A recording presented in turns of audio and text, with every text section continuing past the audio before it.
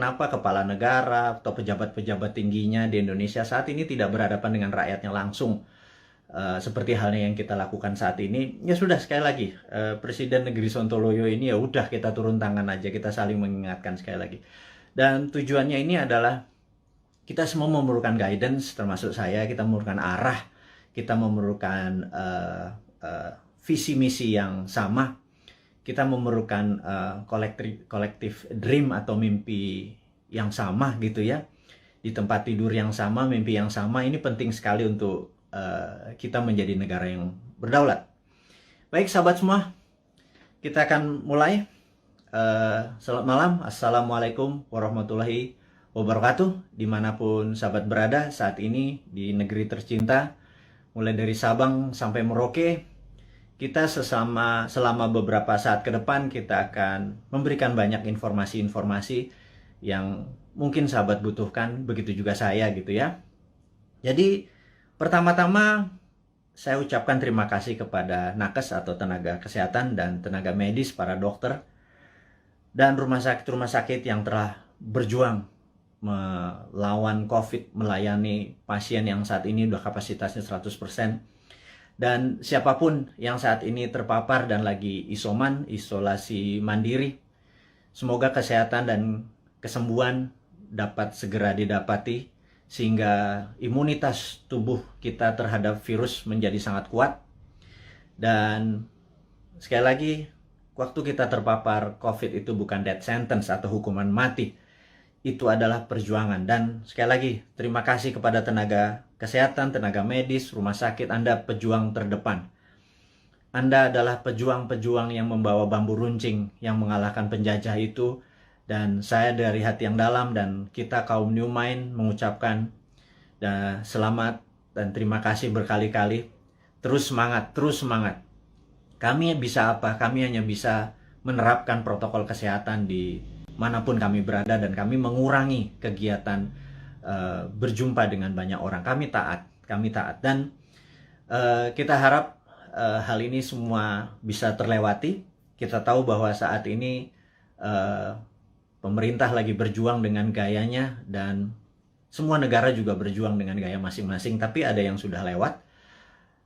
Ada yang seperti kalau kita nonton Euro Cup kemarin gitu ya, agak sebel juga gitu ya, dimana mereka udah nggak pakai masker, mereka menang bukan sekedar menang dari COVID, tapi juga bola itu menjadi perayaan pelampiasan rasa suka yang setelah 1,5 tahun mungkin semuanya lockdown, dan kita masih berada di rumah dengan PPKM-nya gitu ya. Lebaran 2020 kita taat pada pemerintah untuk tidak pulang kampung, kemudian Lebaran Haji pun kita tidak sholat Id di publik.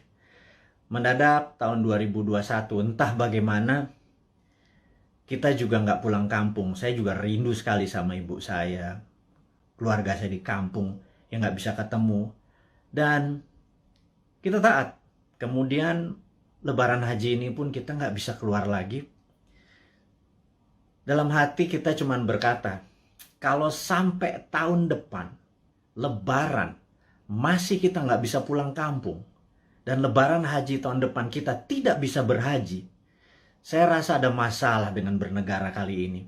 Udah kalian itu tidak menghadapi rakyat dengan langsung mengatakan apa yang terjadi. Sudah kita tidak boleh berhaji. Dan ada yang mengatakan nggak boleh berhaji masalah COVID. Rasanya enggak. Banyak yang mengatakan ini jangan-jangan masalah politik.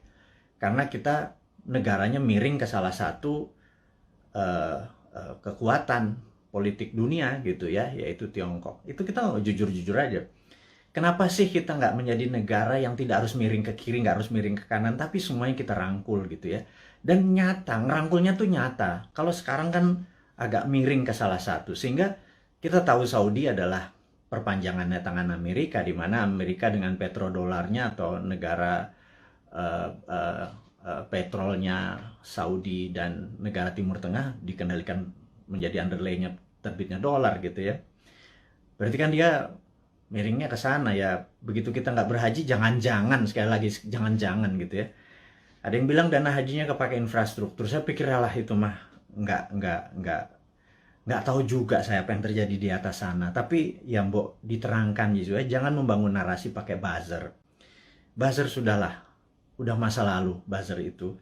Saat ini di DM kami di Bosman ini banyak buzzer-buzzer yang minta maaf, yang saya pikir no, kamu nggak usah minta maaf sama saya karena banyak keluarganya terpapar COVID juga gitu. Ternyata keluarga buzzer itu tidak anti, tidak kebal COVID juga, terpapar juga, dan ada yang meninggal juga. Akhirnya kapok juga jadi buzzer, kirain waktu jadi buzzer mereka tidak terpapar gitu ya. Nah, jadi udahlah, kita buzzer yang berjumlah ribuan itu nggak usah dipakai lagi.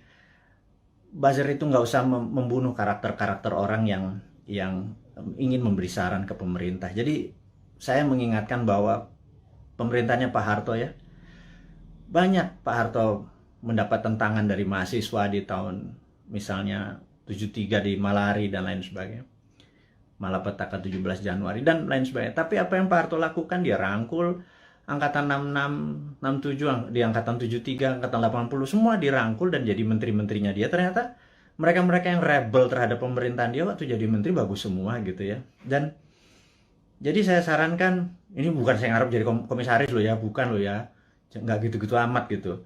Tapi kalau ada beda pendapat, coba didengarlah. Kita nih cinta tanah air kok gitu ya. Niat kita satu, niat kita bersatu gitu ya. Jadi janganlah dibangun narasi malah karakter kita dibunuh. Bahkan kemarin ada Anti Mardigu yang menyatakan kita pro komunis, cinta PKC, Partai Komunis Cina. Orang-orang nggak akan pernah impress dengan informasi seperti itu. Terus kita membangun bala muda, dianggap kita membangun pasukan kelima seperti Partai Komunis Indonesia dulu.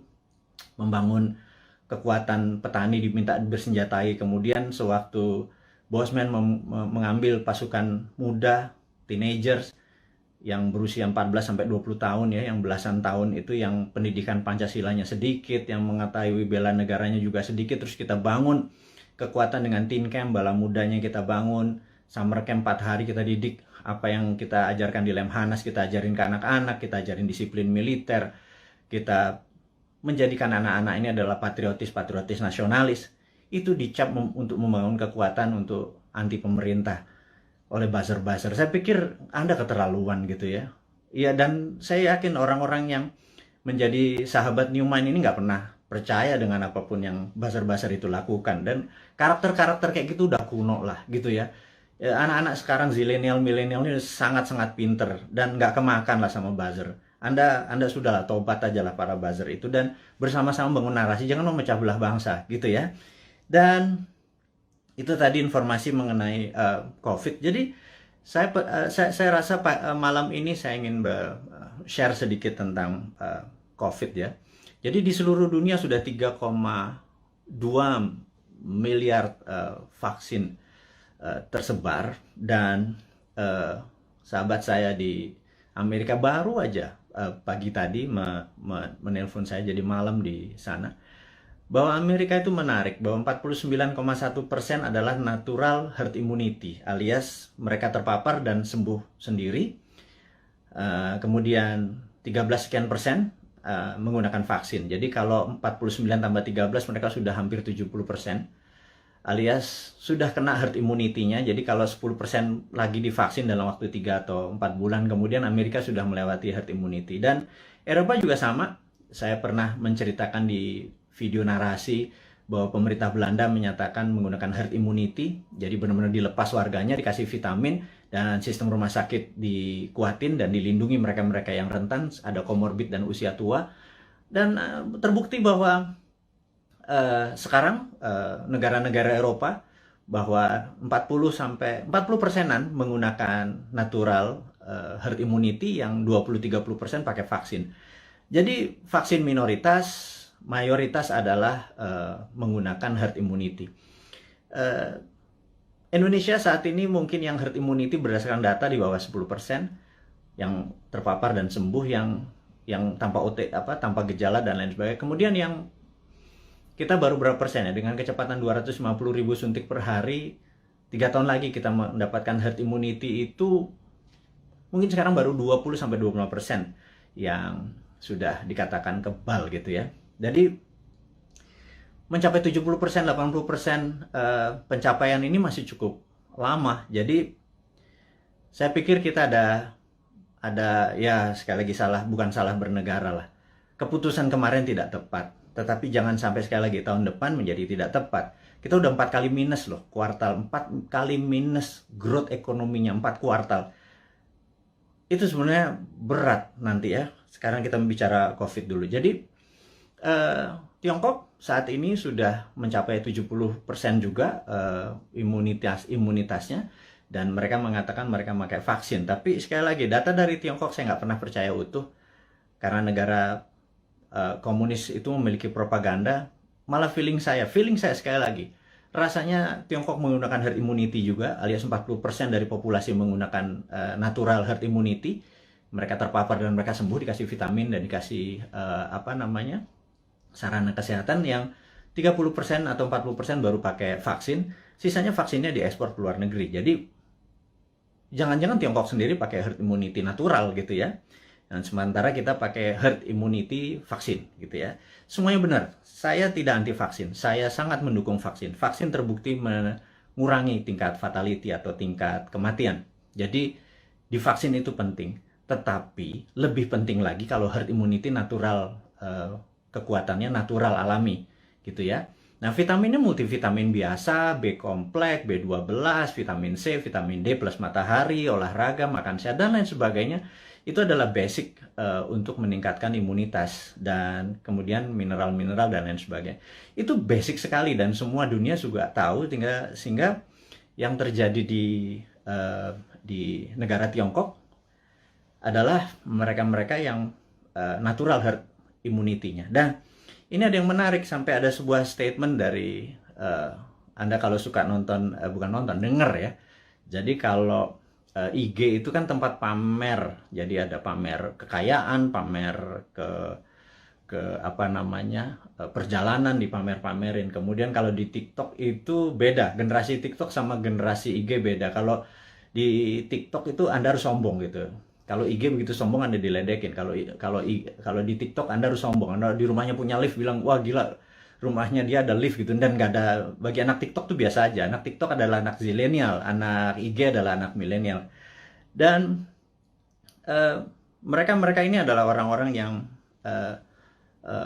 well informed atau terinform bagus dengan dunia digital. Dan jadi sekali lagi kembali ke masalah COVID. Jadi Indonesia memilih menggunakan vaksin gitu ya, sementara negara-negara Eropa menggunakan natural herd immunity. Oke, nggak apa-apa. Yang penting sekarang kita adalah menjadi negara yang harus terbebas dan menang dari COVID. Dan saya sangat menyarankan, ini yang saya sangat menyarankan nih, kan kita kan presiden, negara kita adalah Republik Sontoloyo. Jadi Republik Indonesia terkadang kita menyebutnya negara tetangga gitu ya. Jadi kita mengingatkan kepada pejabat saat ini, mbok jangan pakai apa-apa import gitu ya. Satu, masalah COVID ini adalah masalah import gitu ya, dari luar. Kemudian PCR dan antigennya import. Kemudian alat-alat kesehatannya import. Kemudian masker dan protection, disinfektan segala macam, mayoritas tuh import gitu ya. Kalau ada gelombang ketiga lagi, mudah-mudahan jangan. Masa kita impor terus ya, flight capital, ya miskin lah bernegara ini. Sudah sistem bernegaranya saat ini keuangannya cuma 44% uang beredar dari GDP nasional. Bisa dibayangin Singapura 120% uang beredar dari GDP nasionalnya. Korea Selatan, Jepang. Tapi nggak tahu kenapa kita cuma sepertiganya. Waduh, wahai ibu pejabat yang sering dapat prestasi, mohon dijelaskan lah. Jadi kami ini sering nanya gitu ya. Ya kalau kaum New Mind nanti yang berkuasa, pasti kita bisa 1:120. Jadi kita naikin 3 kali lipat dari uang beredar pada saat ini. Gimana kita bisa maju kalau uang itu ditahan? Yang kedua adalah pajak lah jangan naik terus. Maksud saya begini loh. Kalau Anda ingin misalnya PPH yang naik dari 10% jadi 12 atau berapa itu ya. Kalau Anda dulu kami dapat pendapatan 100 gitu, Anda pajak 10. Oke lah. Kemudian Anda naikin jadi 15, tapi kami dapatannya 80 dan Anda nggak ngikut lagi untuk numbuhin. ya kami juga nggak ikhlas kayaknya ngebayar. Jadi gini lah, kalau memang mau naikin 15%, 20% sekalipun nggak apa-apa. Tapi kalau tahun lalu kami dapat 100, pastikan tahun ini kami dapat 300 gitu. Dengan kebijakan yang Anda mendukung dunia kerja atau dunia UKM. UKM itu paling menderita pada saat ini, entah bagaimana. Nomor satu ya, kalau mau maju, kita semua tahu, rule of thumb-nya untuk maju negara itu sangat sederhana. Yaitu kredit selalu tumbuh di atas 15% setiap tahunnya daripada tahun belakangan. Jadi kalau tahun lalu 100, ya tahun ini 115. Minimum dengan naiknya 15% dari kredit tadi, negara naik 7%. Kalau sekarang jangankan 4%, 5% naik. Jadi kalau growth-nya cuma 2%, malah minus, itu ya wajar karena uang terlalu ketat. Dan apa sih susahnya Anda untuk memprinting money berbasis production gitu loh. Kita udah ingatkan berkali-kali. Dari 2016, Bosman Sontoloyo ini mengingatkan, MMT itu Modern Monetary Theory yang digagas oleh Michael Hudson itu bukan isapan jempol. Kita cuman beda mazhab aja. Anda Keynesian, kita post-Keynesian. China pakai sudah dari tahun 89. Amerika pakai dari tahun 71 printing money itu. Terus negara Eropa, negara Jerman pakai semua. Ini untuk menyelesaikan masalah COVID ini ya, Tiongkok pun melakukan printing money saat ini. Dan kok kita malah minjem sih? Aduh, gimana sih? 6.500 triliun loh. Itu bunganya aja udah hampir 3.300 triliun. 300 triliun kalau buat beli obat itu selesai masalahnya, gratis semua, PCR gratis, antigen gratis. Kalau PCR-nya bayar, antigennya bayar, gimana kita mau travel? Terus udah kayak gitu, dengan PPKM kita ini udah taat sama ininya, tapi semuanya bayar gitu ya. Vitamin bayar gitu ya. Terus pajak bayar, terus kita pokok nggak pernah kebayar, negara sibuk bayarin utang, terus nambah utang. Aduh, ini mau mulai dari mana? Kita nih bertanya. Jadi sekali lagi, sahabat semua, kaum New Mind, kita ingin ke depan kita menjadi negara berdaulat. Jadi hari ini yang mau diinformasikan adalah gimana caranya kita di tahun 2045 Indonesia adalah negara superpower.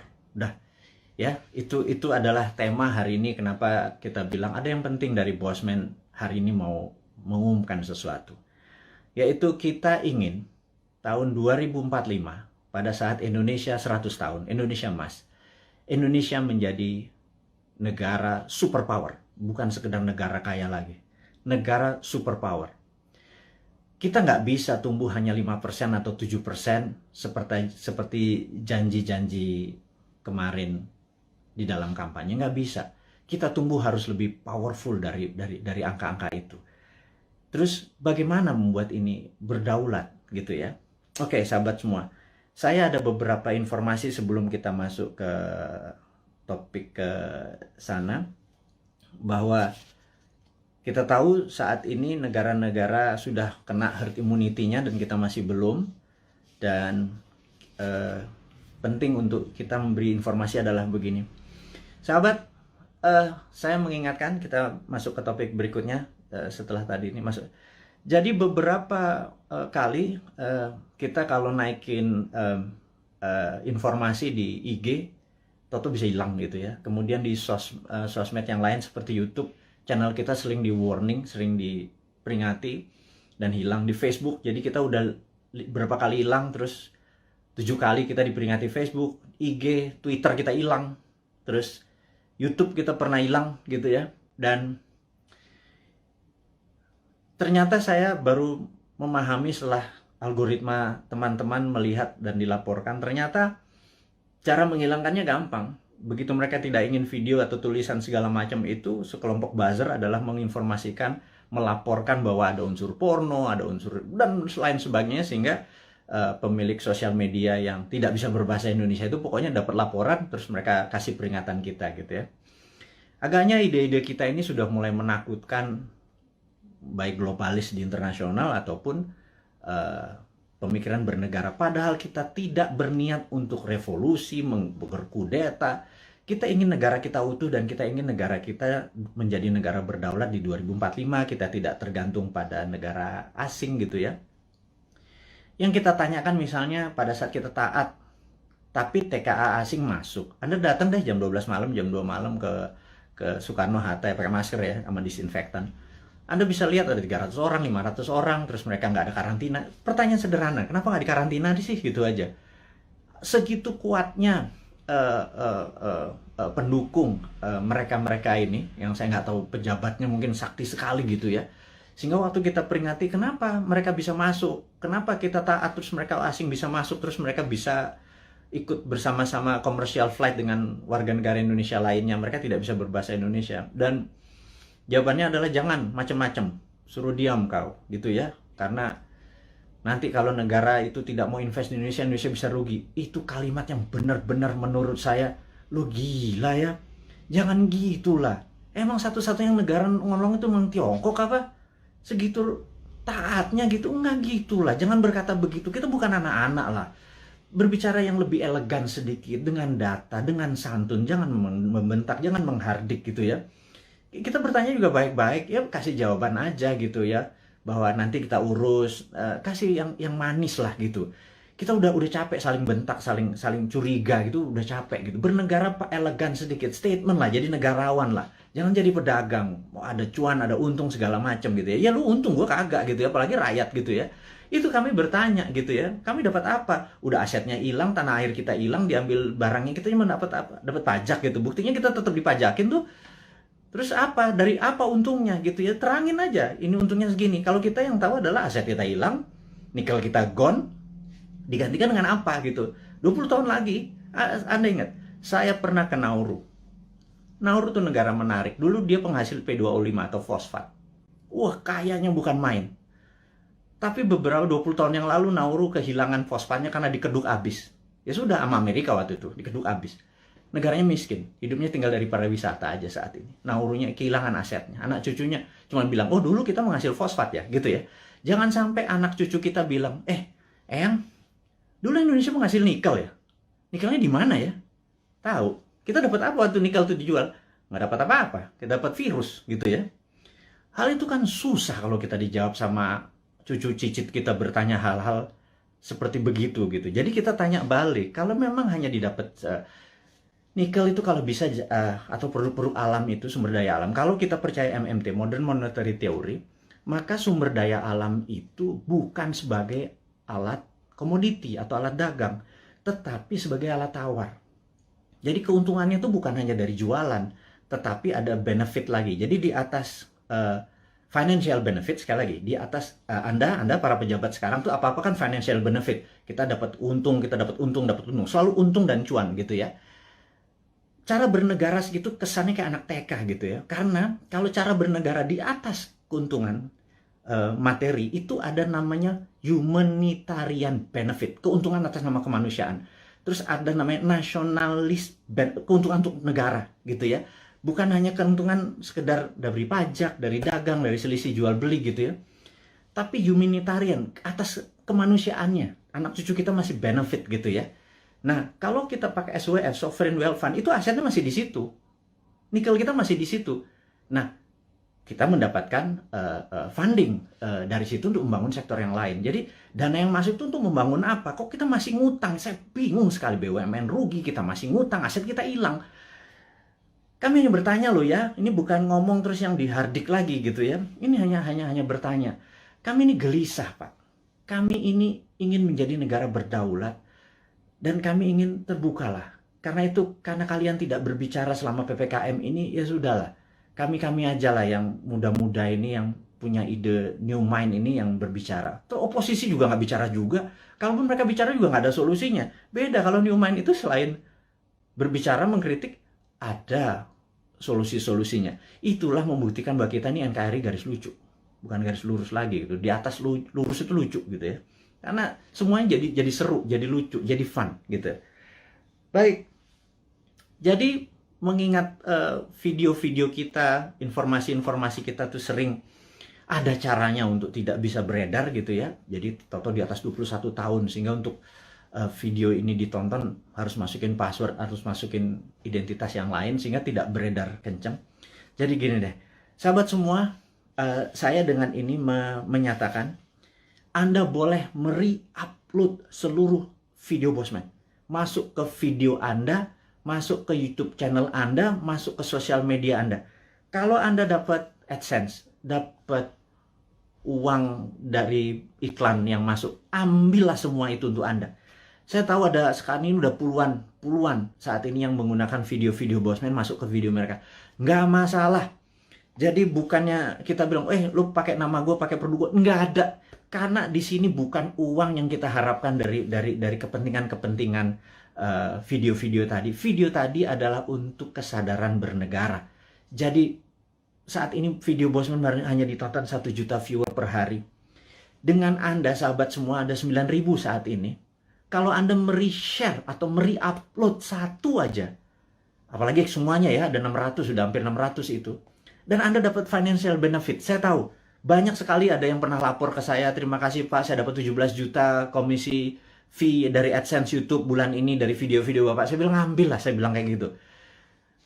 Itu Anda semua bisa benefit dari itu semua. Tapi poinnya adalah, jika suatu hari YouTube channelnya Bosman dan itu Bosman di drop atau di block atau di take down atau diapain lah, terserah. Misi-misi kita tetap tercapai. Sekali lagi, ini bukan masalah uang. Ini adalah masalah bagaimana mengedukasi supaya tahun 2024, pada saat Old Mind ini sudah di masa ujung pemerintahannya, kita bisa, ide kita diterima. Bosman bukan mau jadi presiden, gue mau jadi Lord. Jadi nggak ada cita-cita untuk, yang penting idenya. Ganti semua ide tua itu semua. Masuk kalau si A yang jadi tetap pakai IMF, si B yang jadi tetap pakai obornya Cina. Coba aja lihat sekarang yang di etalase di 2024. Semuanya pasti begitu jadi. Tanya deh, begitu jadi, pasti pakai itu lagi. Bernegaranya taat sama Amerika lagi, takut sama Tiongkok lagi gitu ya. Jadi, oke lah. Siapapun nanti yang jadi, mereka akan bilang, Bosman, gue ambil konsep lo ya. Karena ini membuat Indonesia berdaulat. Apa jawaban saya? Ambil, Jo. Gitu ya, kalau kita Manado nih. Ambil lah, kita bilang gitu. Nggak masalah. Karena ide kita, yang penting ide kita diterima. Nomor 1 kan MMT, Modern Monetary Theory, itu adalah printing money. Jadi pasti Bappenas kita adalah orang-orang yang mendesain bernegara ini 12 lapis. Nah, sahabat semua, apa itu desain 12 lapis? Jadi misalnya kita mau buat benang atau baju gitu ya. Baju kita kainnya dari mana? Benangnya dari mana, mau pakai polyester, mau pakai katun, 100% kapas. Terus kancingnya dari mana, mau pakai resleting dari mana, ada yang pakai batok, ada yang pakai plastik, ada yang segala macam itu kita bukan sekedar ini. Dan itu semua kita biayai, 12 level itu kita biayai, nanti distribusinya kemana, pakai jalanan apa, mobilnya apa, semua akan kita gunakan produk-produk lokal. Dan itu pakai printing money. Jadi printing money itu tidak bisa jalan sebelum project itu dihitung cost accountingnya, ya. Jadi John Bollard ini punya tulisan menarik, namanya Economic at War. Itu bukunya. Saya ini penggila buku, jadi hari ini kita baca tentang Economic at War. Jadi di tahun 45, pada saat sebelum perang, di tahun 36 sampai 39, pada saat Amerika dan sekutu Amerika, terutama Amerika dulu belum powerful sekali. Jadi negara-negara Eropa itu minta Amerika masuk.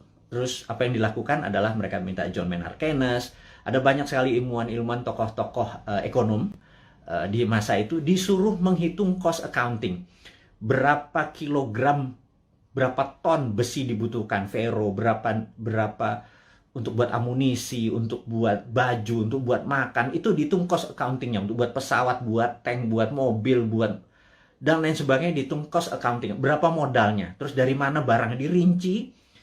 Syaratnya sederhana. Churchill waktu itu sangat sederhana. FDR juga, Franklin Delano Roosevelt juga perintahnya sama. Ini dua Inggris sama Amerika memang kompak banget.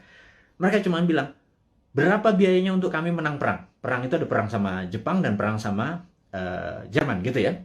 Mereka menghitung totalnya sekian billion dolar. Itu angka dari langit, billion dolar. Begitu mereka printing money, udah. Underlay-nya adalah alat-alat perang tadi gitu ya. Ada inflasi? Nggak ada gitu ya. Makanya saya bilang printing money kok ada inflasi. Saya bilang, lu sekolah di mana sih? Segitu takutnya sama printing money gitu ya. Printing money itu ditakuti kalau tidak ada production yang dibuat gitu ya. Tapi kalau, nah, bukunya baca, namanya The Economic at War. Jadi The Economist at War. Jadi orang-orang memenangkan perang tuh ekonom yang memenangkannya gitu ya. Nah, jadi sama, kita nanti akan sama juga. Kita akan membuat menghitung cost accountingnya. Kemudian kita akan printing money dan UKM kita langsung jalan ini jalan. Karena kita mau tahun 2024 itu kita menjadi negara berdaulat gitu ya. 2045 kita akan menjadi, dan mulainya dari 2024 karena sekarang kayaknya udah nggak kasihan sekarang ngurusin COVID, terus ngurusin apa Tiongkok ya udahlah, itu mereka terlalu repot dengan urusan gitu. Nggak mungkin lah bisa menjadi negara berdaulat. Kita cuma ngingetin sekali lagi. Jadi kita harapkan konsep kita ini diterima oleh siapapun yang nanti mau running 2024, konsep kita ini. Jadi kalau Anda bayangin ber-9.000 kita upload masuk, Anda buat, kalau nggak punya YouTube channel, Anda buat YouTube channel atau YouTube channel Anda sendiri. Anda tinggal ambil tulis kita, terus kasih judul-judul yang jangan terlalu negatif atau terlalu clickbait gitu ya. Kasih yang educate, kasih yang fun, kasih yang lucu dan lain sebagainya. Sehingga ribuan atau jutaan orang. Saat ini ada 180.000 orang yang ada di internet. Ada 180 juta. Jadi saya harapkan teman-teman bisa memanfaatkan. Kalau Anda dapat 1 juta per hari, Anda bisa hampir 100 juta itu dari AdSense-nya dari YouTube gitu ya. Pakai aja video-video kita ini untuk di re-upload, di reshare, dan pakai akun-akun Anda sendiri. Perbanyak itu semua informasi-informasi itu. Anda boleh mengganti thumbnail-nya, mengganti footage-nya. Yang penting voice-nya jangan dipotong. Narasinya gunakan tulisan agar orang menjadi lebih paham gitu ya. Ini tujuannya bukan untuk memecah belah bangsa, ini tujuannya untuk membuat kita negara berdaulat. Dan cara cerdas bernegara ini sudah hampir 600 video. Sebarkanlah gitu ya. Kemudian sahabat semua, kita saat ini ya tadi ada informasinya adalah untuk re-upload. Anda sangat diizinkan menggunakan nama Anda video-video Bosman. Saya harapkan ada 9.000 sahabat ini punya 9.000 akun yang masing-masing taruh semua videonya Bosman, dan Anda dapat faedah yang sama. Sekali lagi, kita baru mencapai mungkin 1% dari populasi. Bayangin dari 180 juta orang yang punya akun di sosial media atau internet, menggunakan internet ini, baru 1 juta yang kita capai. Masih kecil sekali. Gimana cara 100 juta bisa menonton video ini? Dan kalau 100 juta bisa menonton video ini melalui Anda punya channel, ya Anda yang dapat duitnya loh. Bicara itu aja dulu. Di masa pandemi seperti begini, susah bergerak, ya udahlah.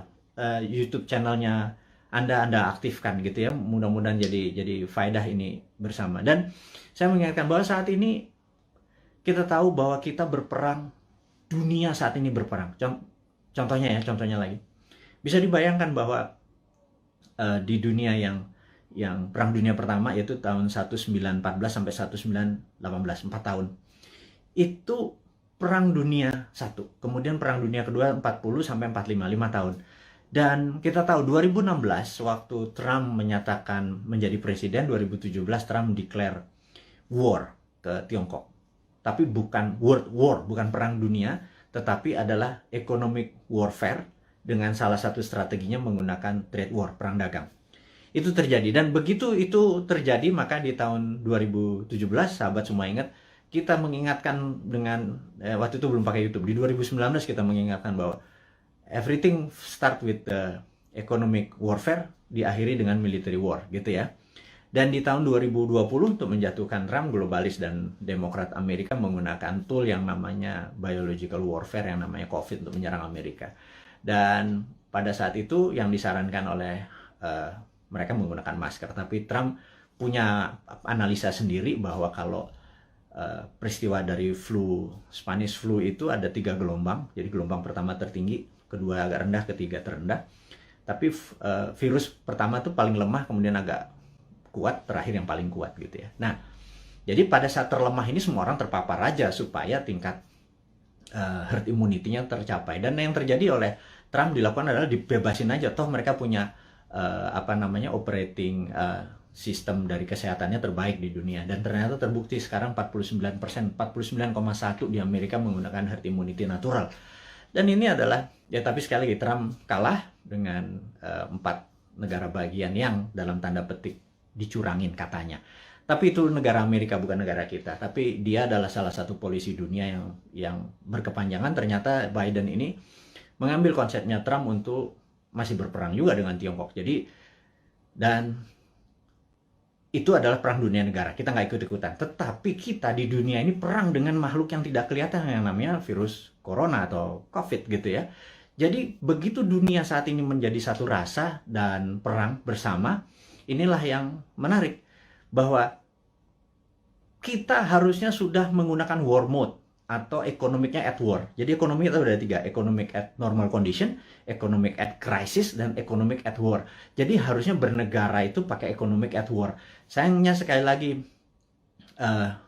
mereka nggak paham saat ini, old mind yang berkuasa ini nggak paham bahwa ekonomi at war tuh gimana ya gitu ya. Sekali lagi, aduh, itu kadang-kadang kita mengelus dada gitu ya, kok ya beda lagi strateginya, ya nggak pakai ngutang jelasnya gitu ya. Harus berdikari, berdiri di atas kaki sendiri, every country for their own, negara ngurusin sendiri. Jadi begitu kita masuk perang dunia, yaitu 2020 kemarin, 2021 saat ini kita masih dalam keadaan perang, dan WHO serta World Bank sudah mengumumkan bahwa perang ini diperkirakan berakhir tahun 2025. Jadi perang ini masih panjang, sahabat semua. Perang ini kan perang besar itu kan ada battle perang, pertempuran kecil gitu ya. Ini masih banyak di Jawa sekarang, di Bali itu masih ada pertempuran kecil. Dan kita harus memenangkan pertempuran itu untuk memenangkan peperangan. Jadi bayangin kalau kita baru selesai tahun 2025. Jadi baru sebagian yang tahun 2022 lepas sebagian, 2023 lepas sebagian, dan lain sebagainya. Nah, kalau melihat kayak gini mood-nya atau apa ya, cara bernegara saat ini tidak juga memahami ini World War III, perang dunia ketiga, karena perang benar, semua negara perang kok masih nggak declare juga sebagai perang dunia. Ini akan berbahaya bernegaranya. Jadi ya udah, kita sebagai kaum Sontoloyo mengingatkan kaum New Mind ini, Presiden Republik Sontoloyo mengingatkan kaum New Mind, sahabat semua, ini adalah war mode gitu ya. Sahabat semua, ini adalah World War III. Sahabat semua, kita harus kompak. Sahabat semua, kita harus membangun kekuatan bersama gitu ya. Sahabat semua, kita nggak usah bergantung pada negara lain. Kita bergantung pada kekuatan tanah air sendiri. Nah, gimana cara bergantung pada tanah air sendiri nih? Nah, ini informasi berikutnya mau diumumkan. Jadi sahabat semua, kalau Anda punya UKM, sekali lagi, Anda punya UKM, Anda perlu dana. Saat ini di Santara ada sekitar 2 triliun dana dengan 280.000 investor receh ya.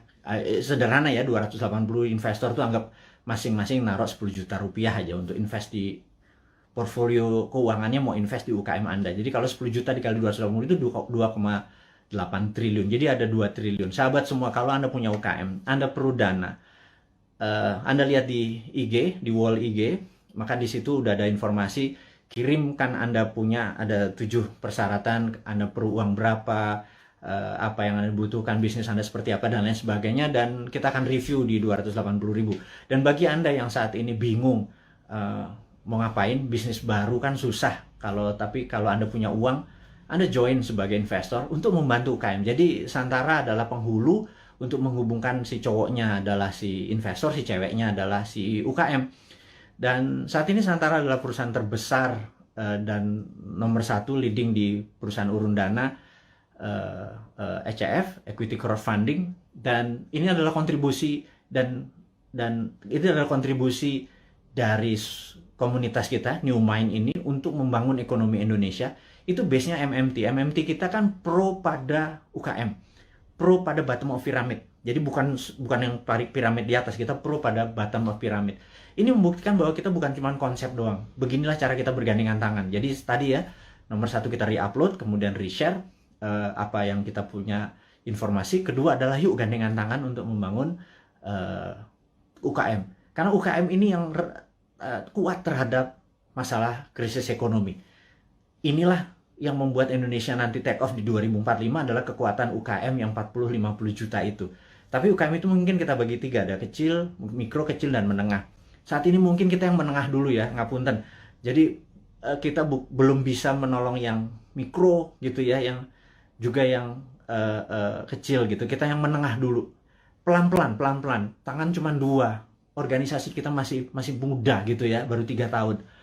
Tapi sahabat semualah yang bisa membuat kita bisa menolong menengah, kecil, dan nanti yang ke mikronya gitu ya.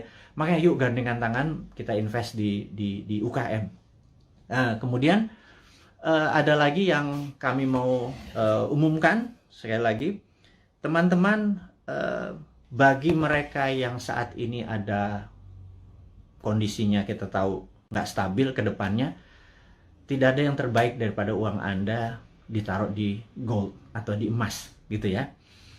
Jadi daripada, dan emas itu kalau pakai fisik kan bisa bermasalah. Sebentar lagi Dinaran akan menerbitkan ATM Gold. Jadi Anda bisa buka rekening, beli emasnya. Anda bisa ambil kapan saja karena ATM Gold ini kita akan ada di kantor kita, kemudian akan ada di semua mall di Jakarta dulu, dan habis itu nanti ada di semua lokasi. Kita ingin lakukan itu segera. Jadi ini semua adalah untuk bakti kita, gimana caranya kita bergandengan tangan ke depan untuk menjadi negara yang powerful. Sahabat semua, sekali lagi saya mau mereview apa yang kita dapat hari ini adalah negara dalam keadaan perang, dunia dalam keadaan perang. Saya sarankan Anda untuk melakukan hal yang sangat penting yang namanya survival mode. Anda harus survive, Anda harus sehat, Anda harus semangat, Anda terus bersatu, Anda terus berjuang mengalahkan masalah ekonomi, masalah kesehatan. Kita bergandengan tangan, kurangi gerak. Jadi pada saat Anda ada masalah dengan keuangan, yuk kita bergandengan tangan dengan Santara. Yuk nabung di Dinaran. Dan jangan banyak gerak dulu. Sabar. Jadi kita momen ini adalah segalanya. Jadi survival mode. Jadi saat ini ikuti aturan pemerintah untuk PPKM. Stay healthy. Teman-teman semua, di akhir informasi hari ini kita ucapkan sehat selalu, semangat selalu, bersatu selalu. Gunakan seluruh kekuatan Anda untuk membangun Indonesia, terus berprasangka baik, terus kompak, dan percayalah Indonesia akan menjadi negara berdaulat di tahun 2024 mulainya, dan di 2045 Indonesia akan menjadi negara superpower. Dari saya, selamat menikmati hari Minggu. Sukses buat Anda semua. Wassalamualaikum warahmatullahi wabarakatuh.